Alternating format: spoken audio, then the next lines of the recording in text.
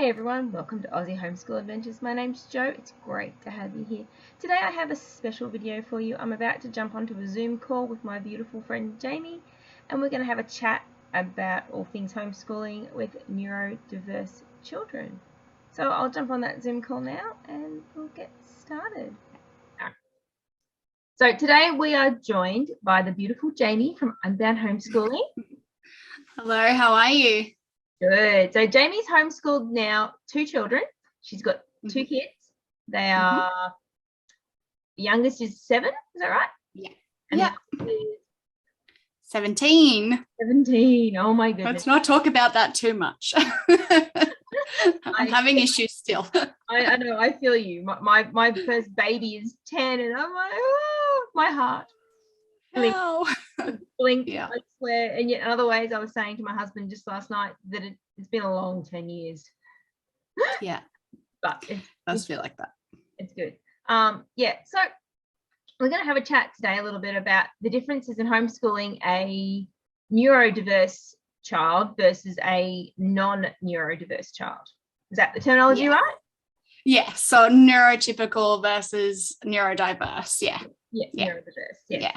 That's just the terminology that I like and I prefer to use. So there's lots of terminology out there. Other terms people might use are things like special needs or extra needs, things like that. But I actually like that term neurodiverse because it covers such a wide thing, and it's not a negative one.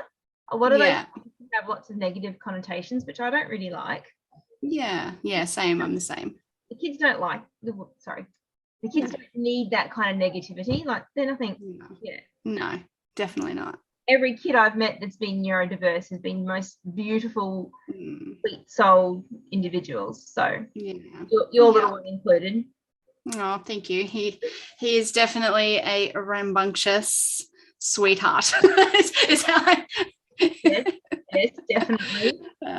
He's a sweetheart, but he's a loud boy who likes to just play and do his thing.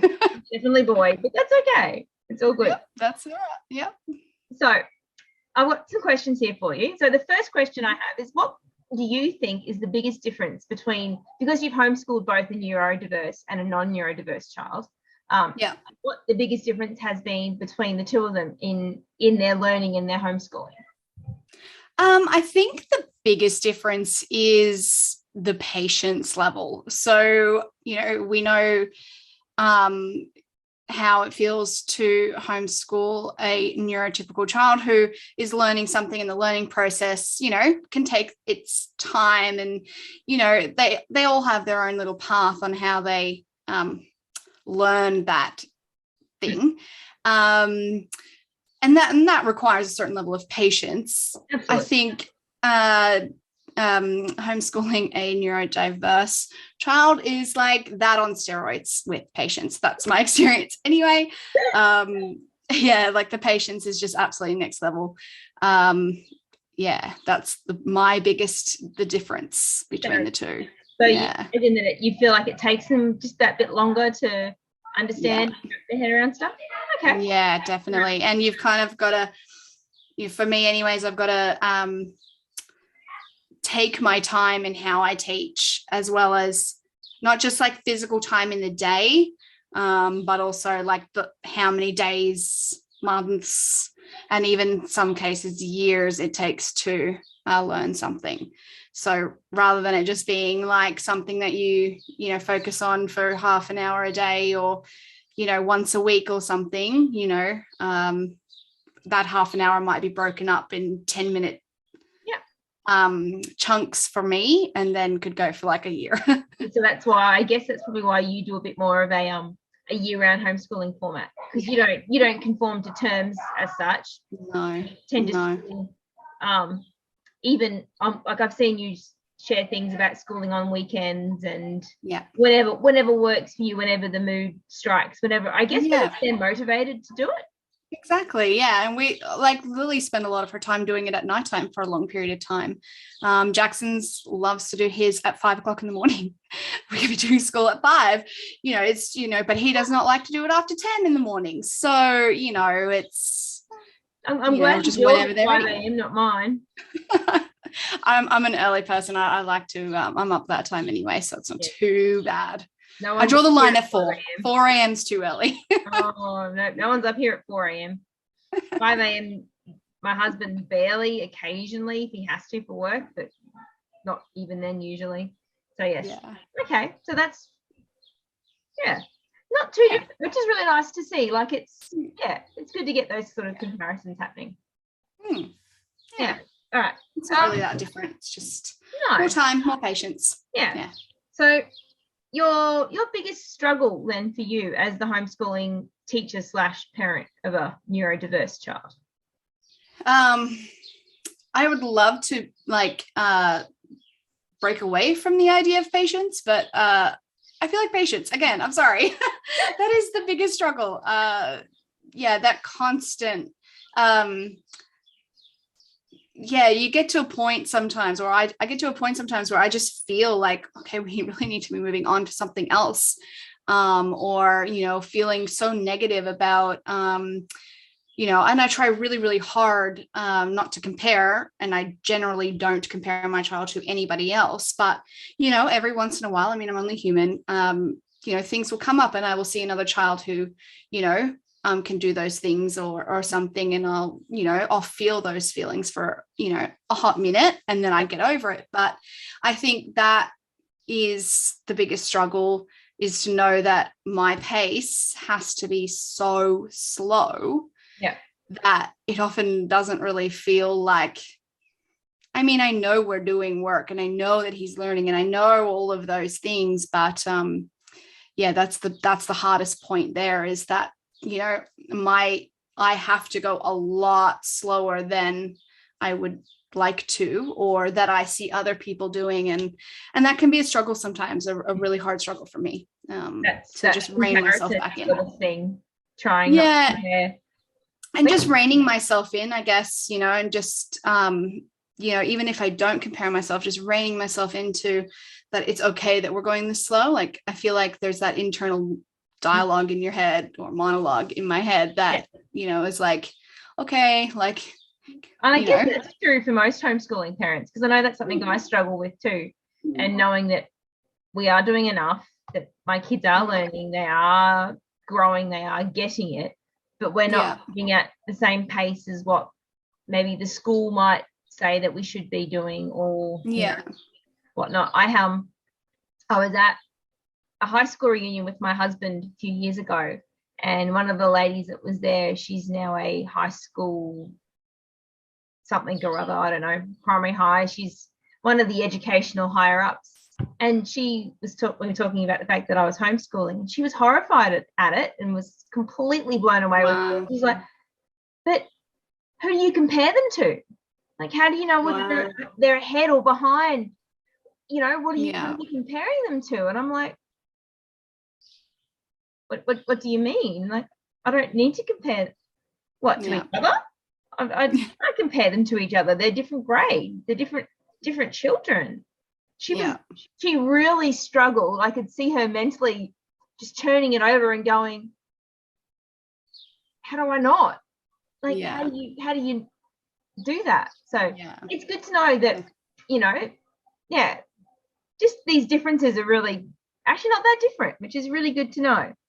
So what support is available for you, Jami, as a neurodiverse parent of a child in this environment for homeschooling? None. So we've been literally told, because we homeschool and he's not in the mainstream school, that we do not qualify for any type of support that he would have if he was in school. So I have to source all of those supports myself privately. It's not, if he was in the system, there would be a lot more support, and I'd be, I would have all of it, but or he would have all of it, sorry. But as a homeschooler, I have not come across any that are what other non-neurotypical parents who put their kids in school experience or have. I don't have that same. But in saying that, I guess, it means that I get to privately find directly exactly what he needs, and I don't have to worry about what they think he needs, or, you know, if he doesn't connect to someone, well, I just take him somewhere else, you know. So you get to I guess, choose you the know, best sort of yeah, supporters, carers, yeah. carers? No, Yeah. Well, we don't have any carers, but carers, yes, therapist. That's the word my brain yes. was looking for. Therapist. Those sort of people. Yeah. Yeah. For different therapies. Yeah. Yeah. Do you get any government payments as such to help you? Because I know for me as a homeschooling mum, I'm not eligible for any government payment support. The only thing I get is a exemption for my parenting payment as a single income family. I don't have to be actively looking for work. I get exemption for that, but that's all we get. Okay. Because my children aren't qualified for any of the other. I know there's the isolated children's payment that you can get, but I believe there's a lot of hoops and stuff to jump through. Have you bothered jumping through all those hoops, or put it in that I cannot be bothered? For a long time, it was in the I can't be bothered. I have just mid last term, gone for the AIC, which, you know, is not just for kids who are not neurotypical. So I could have actually probably gotten it for Lily, but it was always in the I can't be bothered pile. It really was not hard, like at all.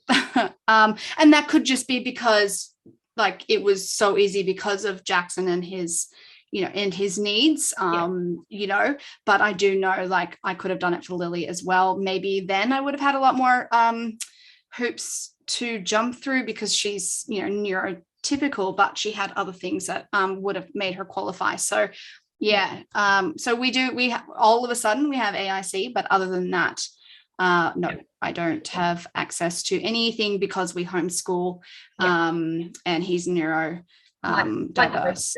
We don't really have much, but there's lots of like groups and homeschooling groups and things in the area, I guess. I know there's a couple of homeschoolers in your local area. There's lots here on the coast where I am, and I'm sure there's a lot of kids there that are special needs, but neurodiverse. But I haven't actually ventured into too many of those groups. I'm just I don't know. Just, it's been hard because we're a single car family too, so I really have to have my plans for it and have it all like planned and organized so I can actually have a car. Otherwise, this doesn't happen. So it works. Yeah, we're all good. So All right. So, what's your favorite thing about homeschooling a neurodiverse child? I guess it's really not that much different to my neurotypical child, is just, I guess, that quality time and knowing that we can go at our own pace, and knowing that I'm not, it's like more of like an internal knowing, that I'm not putting him through, you know, a really hard time by having to go to school, that he can just be at home and be himself and grow and mature in his own way, rather than being chiseled by kids, the system, you know, all of that kind of thing. I mean, I know that's very much like my neurotypical child, but I guess my other favorite thing is just being able to watch him get something, you know, which again is really not that different, but you know, I don't really feel too much that there is that much difference between the two, but I understand that it would appear that it's different, but those are definitely my favorite things, and making memories with my kids while we're learning. So so in a similar sort of vein then, sorry, hang on, what are you doing, dog? You are not going outside. No.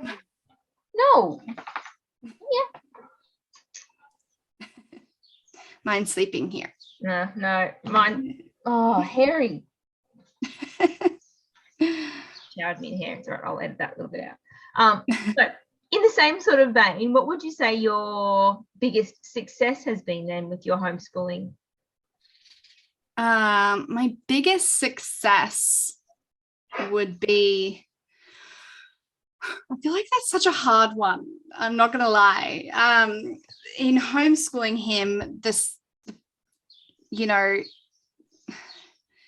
though, seeing those things that you have worked for sometimes over 3 years on almost daily or something, and it just never clicks, and then seeing that click, like that is the biggest success ever. Like just constantly working at that and then actually getting it is like really good. There were things that you were told that he would never be able to do, wasn't there?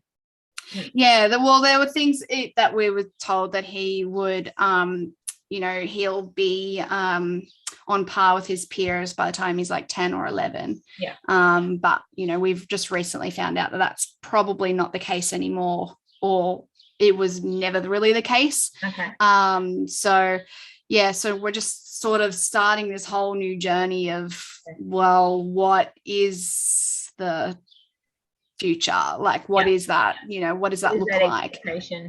Yeah. So just, you know, I guess getting rid of all of that and then having to replace it with just where he's at right now, and then continually going and not worrying about that slow progress, I guess, because, you know, all this time I was like, oh, look, we'll get there by the time he's 10 or 11, you know, oh, look, he's 7, you know, we'll get there by the time, you know, we've only got 3 more years of this slow progress. And now to be told that actually that's probably not the case. And we're not going to ever be able to tell you if at all when he'd get there, if he does, or if he surpasses, or, you know, at any point, like that's gone now, that window. You know, it's just, it's been difficult to try to come back to, well, where he's at right now. And then, but he's definitely progressed and improved from where he was, and even from where you thought he might have been too at this age. Definitely. Like in the last, I want to say 2 months, but it's October, so it's been like 7 months. Like this year is just flown. So even from like when I did my report at the beginning of, I think it's May, might be March. I can't remember. It's one of the M's. And I was looking over that actually a couple of days ago, and you know, the report that I put through all of his goals, I was like, okay, we actually have done a lot, and he has actually met those goals and surpassed quite a lot of them. And I kind of, when I put those goals in, I was making him work really hard for those goals. And so, you know, it was kind of good to like come back to that and be like, okay, you know, even though, you know, our journey is, you know, I guess in some ways just starting, you know, it's good to know that we'll actually know he's making huge progresses and he's really coming along really, really well. So, yeah. That's really good. It's good to be able to see that progress. I guess that's where that reporting process that we do, even though we don't like it, even though it's a pain, I'm about to start mine again. Yay. I'm not looking forward to it. But anyway, it's really nice to be able to look back over the year and go, oh, look, we have done this and this and this, and they have actually grown this much, and you can see that those changes, and look back and go, okay. Yeah. I feel better. I feel like we've actually done stuff and that we've grown. Yeah. So that's really good. All right. Yeah. So the last sort of one, I'm going to roll it together, is as a neurodiverse parent, before we come across a lot of people like myself that aren't parenting neurodiverse children or homeschooling neurodiverse children, is there anything that you would have to say to us as advice for how we handle your neurodiverse child? And then, actually, I'm not going to roll it. I'm going to change my mind because I can do that. Okay. My prerogative as a woman. Yay. I like it a lot. So your question was any advice to give you and how to handle my neurodiverse child? Yeah, how to help our children handle your neurodiverse child, because I know that sometimes kids can be cruel. Kids can be really quite harsh and not even meaning to, exclusive or excluding of a child. So just, things that might help us to make those sorts of connections easier and better. Yeah. Okay. I guess like the biggest thing would be just like kindness, to just like understand that like not everyone is going to come out to a play date or to an activity and, wear a shirt that says I'm neurodiverse, so when you see kids behaving in a way that may look a certain way, to just kind of have it in the back of your head that, oh, hey, maybe that child's not behaving in a mean, rude way because they're a rude child, but maybe there's something else going on here. And then sort of, I guess, teaching your kids that as well, to be like, oh, look, instead of being like, oh, that child's behaving like that, and then, the kids will learn that, or even, the kids would say that, just sort of, I guess, teaching, your kids to just sort of be like, oh, okay. I mean, there's obviously like lines, you don't let children cross those boundaries, if there's physical violence, I'm not talking about any of that. Absolutely not. Because, I know you're not going to let your child get away with beating up, Absolutely. Our children have played together before, and I've seen the way they engage and, I've seen the way you parent, and it's a beautiful thing to watch. Thank you. No, it is. It's really nice. So, I know that there's a line for you and that you won't let your children or child now, really, because you can't really call your 17-year-old. No, but I mean, she was raised in the same household. I mean, there's this line of respect. Respect is a huge word in our house. There's that line of respect. And when my kids get close to that line, then that's, they're taught how to do that. And I mean, of course, they're kids. And, when Lily was younger, I mean, it's a thing that they're going to cross that line. They're all kids, whether they're neurotypical or not. But I think, understanding that, that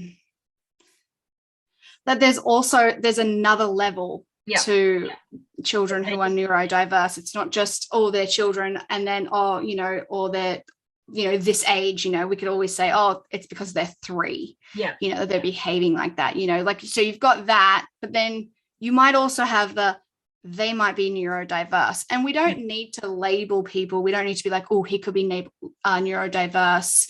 Oh, it could just be, okay, I'm not going to first set judgment on this child or even the parent, because the parent could be having a really bad day and having a really hard time, and then feeling the guilt from everyone else, feeling the eyes, and then having to deal with a child in a complete meltdown. It's a lot for a parent to take their neurodiverse child out, especially to meet other kids. It can be a lot for a non-neurodiverse child too. Exactly. Have meltdowns. So I think that word kindness is a great summary key word for children as a general rule. And it's something I'm always telling my girls, even to each other, be kind, treat each other kindly, how you would like to be treated. Be kind, be kind.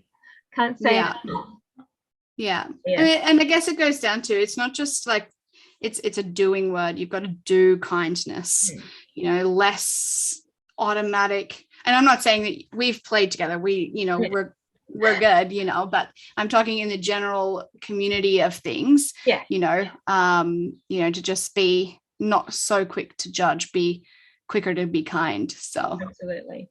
And then so our last one, and I'm just going to say maybe like 3 tips for people that are homeschooling or new to, especially those people that are new to homeschooling or thinking about homeschooling either their neuro child or their non-neuro child, some tips that you might have for them, because I know there's a lot of people now that are starting to think about homeschooling, and those that might have a neurotypical child or a non-neurotypical child and go, oh, I can't do it, my child's too different, too hard, too whatever. And I'm hoping that by doing this interview that people can actually see that there's not that much difference, because I've homeschooled both of my girls and they're both neurotypical children, and everything that you have said is things that I've found with both of my children, and things that I've had to do and remember. And, patience definitely is something that I do. And every child learns at a different rate. Some kids will pick it up and run and get it, and some kids just struggle. I was reminding my youngest one today several times about what sound letters make, and I'm like, really? Yeah. You're reading like whole sentences. She read some really long words and now the big long word, and then I'm pointing to the letter G. What sound is that? J. No, not J. Yeah. Yeah. So tips to help people go, okay, maybe I can actually do this. It's not that hard. It's not that scary, because it's not. It's hard, but it's not insurmountable. Yeah. Okay. So I guess my biggest tip, if your child is neurodiverse, is to be kind to yourself and kind to your child. And I mean, that goes to neurotypical as well, but I feel like where I'm speaking to are those mums who just feel like their kid's just too much for them, because it can be really hard when your child is, a lot and a lot of energy or a lot of anything, to feel like I'll never have any time for myself. I'll never have any of this. And just constantly being, I guess, in that negative thinking of headspace. So just, I guess, being kind to yourself that you do have the strength and the power to do it, and that it will be okay for, like, in that time and in that moment, because the more you guys are together and bonding and learning together without so much pressure, because you're just being kind on the situation, you're just being kind to where your child's at that particular moment, the easier it's going to be. Of course, we got to be kind for each other, and the more grace, the more space, the more breathing room to just let it do. Exactly. Because I mean, you could be sitting there for bouts of 10 minutes, 5 minutes, even sometimes even 2 minutes. We just did a 2-minute bout about an hour ago on the fridge, where I was doing a 2-minute little thing because he was interested at that moment, and then that was it. He it was an almost meltdown, so even though it was 2 minutes, so just that constant being like, yep, okay, so what, that it's 2 minutes, so what, that this lesson will only go for 2 minutes. Yes, I'm going to have to deal with the meltdown, but we're going to deal with the meltdown in a give him these other tools to be able to help him in those moments. And so you're sort of thinking of homeschooling as like a holistic way, rather than pen to paper on the table type way. So I guess just being kind to yourself in those moments. I guess also support would be a huge one. So finding some neurodiverse families, whether it's in real life, if you're, lucky enough to know any, or just online if you can, just as a mum thing, just because, it's, homeschooling regardless, it can be isolating, it can be, all of those things. Then you add in a neurodiverse child, and it's just that next level of everything. So just finding your support, even if it is just online, and those online supports are amazing. I love my online supports. But if you can in real life as well, then that would be good. And that goes to neurotypical as well, because we all need that. It's not just for we're not in this alone. It's finding people to encourage and support us, whether it's in real life or online. Absolutely. And then I guess the third thing would be to know how your child learns, like their style, and kind of, I guess tailor it to them, rather than expecting that they do it the way that either your neurotypical child did or the way you think it should be. I think it's really important, for neurodiverse children, that they feel like they can achieve their lesson, and it might look different to how you would want it to, or it could just be a complete 180 on what you had planned, and then all of a sudden they've still learned the same thing. But that's the beauty, I feel, of I get that all the time with my neurodiverse child. So I will set out things with my non-neurodiverse children. Yeah, I set out to do it this way, and we end up doing a loop around and coming back, but we've still learnt the same thing. And I love the fact that those things don't really matter, that neurodiverse and even the non-neurodiverse stuff, when it comes to those sorts of things. We always should be tailoring our kids' learnings to them and to their own strengths, because even non-neuro, like even neurotypical children, still have their own learning style and their own unique learning strengths and weaknesses. Like both of my girls are really good with maths and numbers.